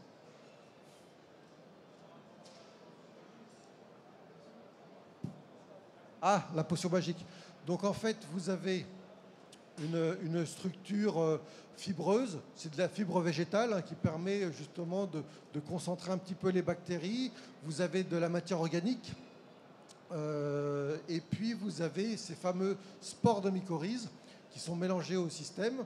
Donc on a l'impression qu'on a une espèce de tas de terreau. Premier tas qui sont dans le hall là-bas. Vous pouvez les voir, il y a des exemples de phalital et de faliver qui sont cette fameuse potion magique. On a l'impression que c'est du terreau. Voilà, un petit peu de terreau très fibreux. Mais en réalité, ce sont les spores de mycorhizes, la concentration de spores de mycorhizes qui est très forte à l'intérieur. Et ça, vous le mélangez à 10% de n'importe quel revêtement, un tas de cailloux, un tas de gravats, du béton concassé, un 0,31,5, voilà. Vous mélangez ça pas sur 2 mètres de profondeur, sur les 20 premiers centimètres de la voirie, que ce soit un trottoir, une place de stationnement, un boulevard, etc., sur les 20 premiers centimètres, et l'ensemble devient vivant en profondeur. Et là, vous plantez vos arbres, vous faites vos petits semis, vous plantez vos rosiers qui vont monter sur les candélabres, ça vous fait votre trame brune de sol vivant. Oui, bonjour. Moi, j'avais 2 questions aussi. La première sur les barres d'immeubles démolies où vous n'avez pas exporté les gravats. Vous avez dit qu'ils ont été concassés, étalés, et ensuite que vous avez planté 1500 arbres. Du coup, les arbres, comment ils ont été plantés? C'était des très jeunes arbres? C'était des espèces pionnières? Oui, tout à fait. Donc effectivement, là, quand vous êtes sur un tas de gravats avec un petit peu de terre végétale dessus pour cacher que c'est du gravat, et qu'à la plantation, effectivement, vous faites un petit trou à la petite pelle, et puis vous mélangez la potion magique, et vous plantez, vous refermez. Et puis la symbiose se crée directement avec les racines des plantes. Alors c'est des tout petits arbres. Nous, maintenant, depuis la tempête de 99, dans la profession, on a dit on arrête de planter des grands arbres parce que dès qu'on plante des grands arbres, le moins de coups de vent après, tout se casse la figure. 2-3 ans après, tout le monde avait oublié et continue à planter des grands arbres. Nous, depuis 2010, sur tous nos projets, systématiquement, les arbres de tiges dans l'alignement, on les met le plus petit possible, du 8-10, du 10-12 maximum, même en alignement de boulevard, et puis en végétalisation de masse pour créer un bosquet, une microforêt, etc. Là, on utilise vraiment du jeune plant. Plus c'est petit, mieux c'est. Pour que la symbiose se crée le plus naturellement possible et qu'on n'ait pas besoin d'arroser ça en permanence pour essayer de les maintenir et les faire survivre le temps que les racines se développent et que les mycorhizes jouent leur rôle. Okay. Et donc, c'est les 20 premiers centimètres de sol, ils sont descendus petit à petit au milieu des gravats et c'est là que c'est ça, en fait, à partir du moment, je t'ai dit tout à l'heure, c'est vraiment les premiers centimètres qui comptent dans la vie du sol. C'est là que se passent tous les échanges de gaz, etc., que la matière organique qui vient des feuilles, etc., se décompose, nourrit le sol. C'est vraiment cette respiration-là sur les premiers centimètres du sol qui sont hyper importantes, comme ta peau, c'est vraiment l'épiderme qui respire. Et au final, une fois que ça c'est vivant, que ça respire, que ça fonctionne, et tout ça, les équilibres écologiques se mettent en place naturellement. Les spores de mycorhizes commencent à germer, ils se mettent en symbiose avec les racines des plantes, et les mycorhizes sont capables d'aller en profondeur. C'est-à-dire que tu vas avoir un petit arbre qui est grand comme ça, à la plantation, qui fait 10, 20, 30 cm de haut. Tu le plantes, la mycorhize, dès que la symbiose se fait, dès que le spore de mycorhize germe, lui, il va partir. La mycorhize, il part, mais sur des mètres de profondeur. C'est pour ça qu'on dit que, effectivement, il y a les racines des arbres, mais il y a aussi tout ce système de communication de la racine grâce aux mycorhizes qui s'étale sur des centaines de mètres carrés, et qui explore le sol et qui échange des informations avec les autres arbres aussi. vous connaissez dans toutes ces histoires-là, hein. On découvre tout ce qui se passe au niveau du sol. C'est incroyable depuis des années. Là, c'est fantastique. Ok, merci. Et ma deuxième question, elle était sur la... Enfin, vous avez dit que le fait de ne plus exporter l'eau des villes, ça évite de polluer aussi les cours d'eau avec les hydrocarbures et compagnie. Du coup, quand on met une noue sur le bord de la route, comment on gère la pollution qui va aller dans la noue et s'infiltrer dans la nappe phréatique? Ouais, ça c'est très important aussi. Donc en fait, depuis 30 ans, on étanchéifie le sol, on a des sols qui sont morts, et du coup, on concentre les pollutions des hydrocarbures dans l'eau et on les concentre dans le ruisseau, dans les différents systèmes. Vous avez beaucoup de... Alors, il n'y a pas de conférence après, donc on a tout le temps qu'on veut. Hein. C'est ça, hein, oui, bon, ils n'écoutent pas, c'est pas grave. Mais on a le temps qu'on veut. Donc, on avait effectivement concentré toutes ces pollutions. Alors, les hydrocarbures, hein, c'est les graisses des barres de transmission des camions, c'est la petite goutte d'huile sous le carter du moteur, tout ça. Pendant des années, ça s'est tombé sur les voiries. Et puis, ça s'est concentré dans les débourbeurs des huileurs, dans les systèmes d'assainissement des eaux pluviales, etc. Et finalement, c'était relâché, concentré dès qu'il y avait un orage dans la nature. Avec ces systèmes-là, en fait, si vous avez encore une goutte d'huile qui s'échappe d'un carter, parce que normalement, si tu passes le contrôle technique et que tu as ton carter qui fuit, tu n'as plus ton contrôle technique. Donc, en fait, toutes ces pollutions organiques des huiles, des hydrocarbures, en théorie, ça n'existe plus. Sauf si tu as une vieille C15 et que tu circules avec ça dans les routes de campagne, tu peux avoir ces problématiques-là. Mais je dirais que si tu as encore ton carter qui fuit ou tu as encore ces pollutions-là sur une place de stationnement en chaussée végétale, en fait, ton hydrocarbure va tomber sur la place en chaussée végétale.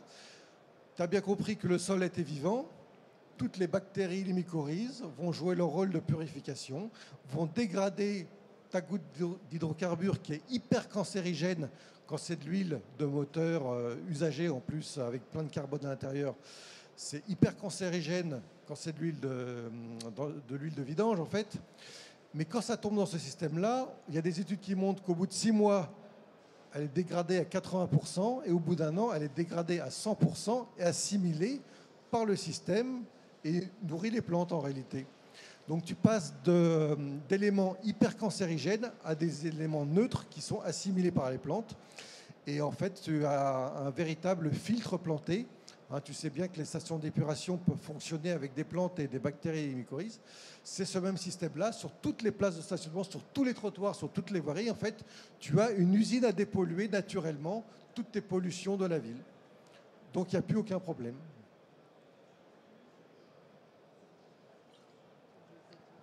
Il y a une étude qui a été faite par une étudiante il y a 5-6 ans là-dessus et qui a démontré effectivement que on se faisait toute une montagne de ces fameuses pollutions qui existent de moins en moins et qui, en fait, même quand elles ont lieu en réalité, parce que c'est le cas pour toutes les routes de campagne, hein, tu n'as aucune protection des fossés, des abords de routes de campagne pendant des décennies, toutes les pollutions des huiles de vidange, mais aussi des pneus. Hein.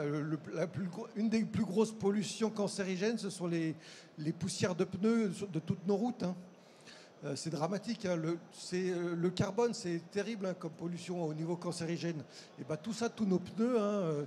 Alors, on a fait des terrains de sport pour les gamins pour jouer au foot avec des pneus recyclés. Hein. Alors, le scandale a été révélé hein, parce que c'est hyper dangereux. Il y avait des gamins qui avaient des problèmes de santé, mais voilà de quoi on était capable quand même. Donc il faut savoir où sont vraiment les pollutions et se rendre compte qu'en fait, finalement, dans ces sols vivants, vous avez la solution pour dépolluer ces éléments-là. Oui, moi j'avais 2 petites questions assez pratiques sur le système chaussée végétale. Je voulais d'abord savoir si c'était considéré comme une surface accessible aux personnes à mobilité réduite. Oui, donc les premiers essais qu'on avait fait pour les chaussées végétales, on mettait les 20 derniers centimètres, c'était à 0,40. Donc ça veut dire que les cailloux pouvaient faire jusqu'à 4 cm de diamètre. C'était assez grossier. Vous avez vu des exemples tout à l'heure, notamment le petit parking en zone humide. Là, vous avez vu que les places de stationnement étaient un peu plus granuleuses que la zone piétonne. On s'est aperçu qu'en mettant un 0,10 en finition, compacté, c'était beaucoup plus lisse. Et puis finalement, ça poussait tout aussi bien, ça marchait tout aussi bien. Donc maintenant, toutes les chaussées végétales ont une finition en 0,10, 0,20 compactée, donc c'est très lisse. Et donc, on est tout à fait accessible PMR, il n'y a pas de problème. Après, bien évidemment, il ne faut pas des pentes trop fortes, hein, mais ça, ce sont les règles d'accessibilité. Il faut être à moins de 5% pour que le fauteuil puisse circuler. Donc, il n'y a pas de souci. Ok, merci. Et ce genre de procédé, est-ce que vous savez si ça a déjà été employé dans le sud de la France? Est-ce qu'il y a des exemples en milieu plus sec, on va dire? Alors, ça commence à se... Alors, à Pau, ils commencent à l'utiliser beaucoup. Il y a une gamme de végétaux dans la chaussée végétale qui a été sélectionnée justement pour être efficace dans tous les types de climats qu'on a en France. La seule différence dans le sud de la France, c'est que vous allez être obligé de mettre un couvert végétal au-dessus de votre parking, par exemple, si vous faites des places de stationnement ou si vous faites un trottoir. Il faut absolument que vous plantiez des arbres pour protéger la chaussée végétale de la chaleur et du soleil, pour qu'elle reste verte le plus longtemps possible. Ce qui est incroyable, c'est que une chaussée végétale qui a été faite sur un parking d'une gare SNCF et finalement les places les plus proches du quai où on monte dans le train, finalement la plus utilisée, où il y a une voiture qui se gare tous les jours dessus. On se disait, finalement, il y a une voiture qui se gare toute la journée sur la chaussée végétale, il n'y a pas de soleil, donc tout va crever. Et en fait, on s'est aperçu que l'ombre de la voiture protégeait très bien les petites plantes, et la lumière qui passait sur les côtés de la voiture suffisait largement pour que ça reste vert plus longtemps. Et finalement, les places de stationnement qui étaient à l'autre bout du parking, qui étaient quasiment jamais utilisées, elles séchaient tout de suite. Dès qu'il faisait 3 semaines de sécheresse, elles étaient toutes jaunes. C'est pas grave, hein, il repleut, ça reverdit. Mais en tout cas, les places qui étaient le plus utilisées avec la protection de la voiture, restaient vertes tout le temps. Donc voilà, en fait, plus vous êtes dans le sud de la France, plus il faut avoir un couvert végétal. Mais c'est logique, hein, de toute façon, c'est des questions de se protéger du soleil, même pour l'être humain. C'est pas que pour la voiture ou la chaussée végétale, c'est que pour l'ensemble des acteurs qui seront sur le site, il faut planter à mort vos projets, encore plus dans le sud. Oui, j'ai une question concernant la plantation d'arbres en petits, jeunes plants, en milieu urbain. Oui. Qui ensuite va les suivre pour les remonter, pour les conduire en grand arbre? Et la deuxième question, sur les zones de captage d'eau potable, par exemple, comment on fait? Parce que la loi sur l'eau, normalement, interdit l'infiltration. Alors, première question, laissons les arbres pousser naturellement. Il y a beaucoup de bosquets, beaucoup d'abords de rivières, de répécils, d'espaces laissés à l'abandon. Personne n'est venu remonter les couronnes à un moment, personne n'a taillé des branches, et ça se passe plutôt bien. Donc moins il y a d'intervention, moins on fait de bêtises en fait. Et on s'aperçoit que toutes ces bonnes volontés qui veulent effectivement tailler, mettre en valeur, dans la nature ça n'existe pas, il n'y a personne qui vient remonter les couronnes ou structurer l'arbre dans la nature. En milieu urbain, oui. Ah oui, mais là par exemple dans le milieu urbain, si on plante des jeunes plants, c'est pour faire un bosquet où finalement personne ne va à l'intérieur, hein. C'est pour faire une masse, une mini-forêt, etc. Si c'est sur un trottoir, moi je plante des arbres qui sont déjà structurés avec un tronc qui est haut et un pied qui est bas. Donc ça a été déjà structuré en pépinière. Donc ça c'est effectivement cette action-là. La deuxième question, c'est aberrant effectivement.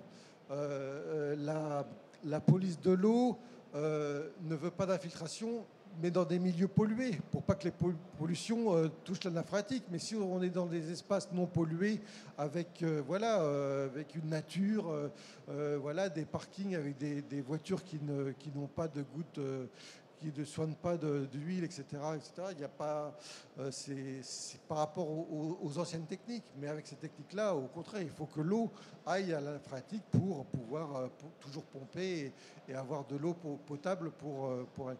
Donc voilà, si vous avez un projet à l'ancienne, effectivement, il faut préserver la nappe phréatique des pollutions et des revêtements qui favorisent ces pollutions-là. Par contre, si vous avez des sols vivants, des polluants, etc., et que vous faites attention à ne pas polluer votre environnement, il n'y a pas de raison qu'on vous empêche de faire des sols perméables. Alors, sur tous les projets que vous avez vus, hein, moi j'ai fait 250 projets un peu partout en France. Là, vous en avez vu 4-5. Sur aucun projet, on a fait un dossier de loi sur l'eau. Parce que les dossiers de loi sur l'eau, c'est fait pour protéger la ressource en eau. Mais comme tous nos projets améliorent, envoient l'eau vers la nappe phréatique, les agences de l'eau et la police de l'eau disent non, vous nous faites juste un porté à connaissance, on vous le valide et on vous donne des subventions en plus pour le faire. C'est rien à voir avec les dossiers de la sur l'eau où effectivement vous allez détruire une zone humide, vous allez étanchéifier tout un espace et donc vous allez calculer comment vous allez gérer vos eaux pluviales avec vos tuyaux, vos bassins de rétention. Nous, on est sur des systèmes totalement différents. Donc en fait, non seulement on a des subventions, mais en plus on n'a pas de dossier de loi sur l'eau à faire parce que c'est que des choses qui vont dans le bon sens en fait. C'est quand on détruit, quand on abîme, qu'on doit faire des dossiers comme celui-là, qu'on doit compenser, qu'on doit réduire, compenser, éviter, tout ça. Mais si tu passes d'un état comme la cour d'école dégueulasse de Saumur, et puis tu transformes ça en espace naturel avec des enfants qui courent avec, et en plus tu gères les eaux pluviales de l'ensemble du quartier, personne ne te demande de prouver que c'est bien. C'est évident que c'est bien. Je sais que c'est pas facile parce que nous, on a des références aussi. On peut leur dire, voilà, on va faire ça, ça a marché là-bas, donc on peut le faire ici. Mais si vous n'avez pas de référence, si vous avez un bureau d'études techniques qui vous propose toujours les mêmes techniques avec des tuyaux et des bassins avec une bâche en plastique et une clôture autour, là, je comprends que la police de l'eau demande à en savoir plus et savoir comment ils règlent tout ça, quoi.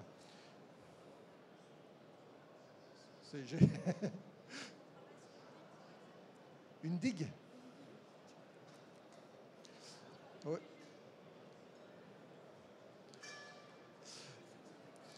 Oui, mais ça, les digues, c'est des choses, c'est des bêtises qu'on a fait, qu'on fait depuis des siècles, et on voit bien qu'à un moment la digue est pète, et puis là, effectivement, dès que vous avez un projet de digue, c'est dramatique parce qu'il faut tout calculer. Moi, je fais pas de projet de digue, j'en enlève des digues, je les enlève les digues. À Viré, on les a enlevés les digues et ça a solutionné le problème. Voilà.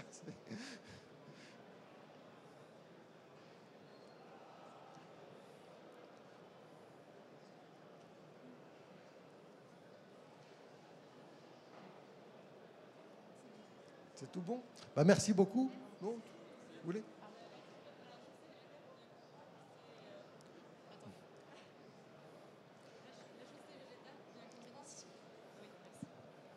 La chaussée végétale, pour bien comprendre, c'est comme un terre-pierre, mais avec votre potion magique et puis un mélange spécifique de.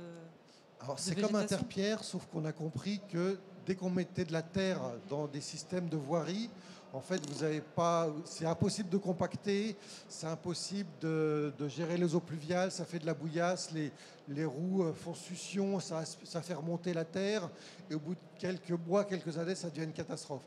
En plus, tu n'es pas PMR, tu as des gros cailloux qui dépassent. Comme tu as de la terre, ça pousse en hauteur, ça pousse très vite, donc il faut tondre. Comme tu as des pierres, tu ne peux pas tondre. C'est une horreur, ce truc-là. Ça coûte pas cher, mais ça sert à rien. Parce que tu n'es pas PMR, tu n'es pas efficace, tu ne peux pas compacter, ça ne fonctionne pas. Donc nous, on est reparti sur les systèmes de voirie classiques. On s'est aperçu qu'une voirie classique, c'était un empilement de couches de cailloux compactés, les unes sur les autres. Et il suffit, tu as du minéral compacté, et dans ce minéral compacté, tu balances la potion magique et ça le transforme en sol vivant. Tu passes d'un système stérile à un système vivant et tu as tous les avantages des sols vivants grâce à de la vie du sol, grâce à cette potion magique. Et là, ça t'ouvre des champs fantastiques. Mais au bout d'un moment, si du coup le sol est vraiment vivant et qui décompose donc le côté minéral, on perd la portance ? Oui, mais au bout de plusieurs siècles. Donc on en reparlera, tu vois, c'est à l'échelle microscopique. Donc pendant des décennies, tu tu le vois même pas, quoi. C'est exactement le même système qu'une façade en pierre. Effectivement, Notre-Dame de Paris, au bout de 1000 ans, au bout de 900 ans, tu as les pierres qui s'abîment. Les bactéries dégradent la pierre. Mais tu vois, il a fallu attendre 800 ans pour que tu commences à avoir un petit problème au niveau de la pierre. Et ben dans ta structure de voirie, effectivement, une place de stationnement en chaussée végétale qui a été faite, je sais pas, en 2020, peut-être qu'en 2300, elle commencera à être un peu plus molle, mais bon, on aura d'autres problématiques d'ici là, quoi.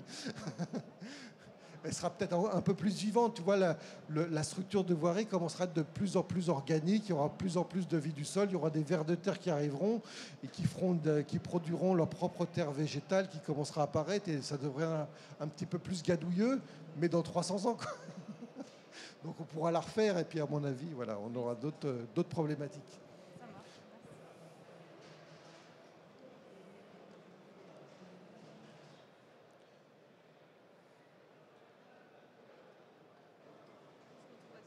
Ouais, à bientôt. Bon, bah, je pensais pas que ça durerait autant. Ça marche, à bientôt.